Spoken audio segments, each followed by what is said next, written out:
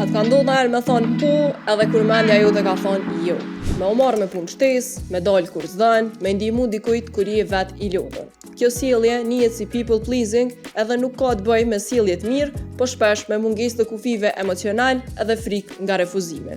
Sipas studimeve të fundit, kjo sjellje lidhet me anktin social edhe me nevojën për me u pëlqy prej të tjerëve, shpesh në kurriz të vetes tonë. Ky fenomen është aq i pranishëm në jetën moderne, saqë ndodh edhe në komunikim online, edhe përshkruhet si textual people pleasing syndrome, kur i ndryshojmë fjalët e tona, i bojmë më të mira, më të ëmbla, i modifikojmë me emoji, vetë sa për me bu personin tjetër me u ndje më mirë. Edhe pse në pamje të parë duket si sjellje pozitive, studimet tregojnë se nëse nuk vendosim kufi, kjo sjellje mundet me shkaktu ankth të vazhdueshëm, marrëdhënie jo të balancume edhe një ndjenjë të bëshllëkut emocional.